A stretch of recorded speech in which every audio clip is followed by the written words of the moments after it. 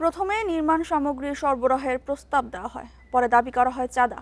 রাজি না হওয়ায় ময়মনসিংহে ব্যাংক কর্মকর্তা ও তার পরিবারের উপর হামলা চালানো হয়েছে। এ ঘটনার সিসিটিভি ফুটেজ সামাজিক যোগাযোগ মাধ্যমে ছড়িয়ে পড়ার পর পালিয়েছে প্রধান অভিযুক্ত সাইফুল ইসলাম। মামলা প্রক্রিয়াধীন জানিয়ে পুলিশ বলছে, অভিযুক্তদের আটকের জন্য অভিযান চলছে। ময়মনসিংহ নগরীর কেওয়াটখালী ময়নার মোড় এলাকায় ব্যাংক কর্মকর্তা নজরুল ইসলাম ও তার পরিবারের উপর হামলা চালানো হয়। সিসিটিভি ফুটেজে দেখা যায় স্থানীয় সাইফুল ইসলামের নেতৃত্বে কয়েকজন নজরুল ইসলামকে মারধর করছেন। বাধা দিতে গেলে তার স্ত্রী, ভাই ও প্রতিবেশী আরেক ব্যাংক কর্মকর্তা সাকিব আহমদকেও মারধর করা হয়।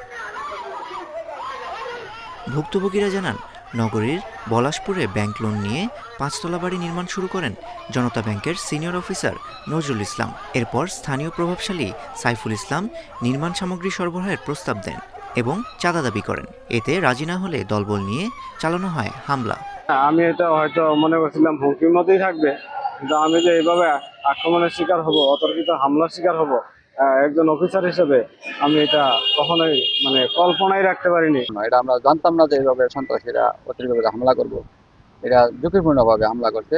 অতর্কিত অবস্থায় আইসা এই সাইফুলের দল সবাই আইসা আমার জামাইয়ের উপর মারধর শুরু করে দিয়েছে, কোনো কথা নাই। ওনার স্ত্রীকে, ওনার ভাইকে সহ টেনে হিসড়ে ড্রেনে ফেলে এলোপাতি মারতে শুরু করলো। ঘটনার পর সাইফুল ইসলাম সহ অজ্ঞাত কয়েকজনের বিরুদ্ধে কোতোয়ালি মডেল থানায় অভিযোগ দায়ের করা হয়েছে। অভিযুক্তদের শনাক্ত করে আটকের জন্য অভিযান চলছে বলে জানিয়েছে পুলিশ।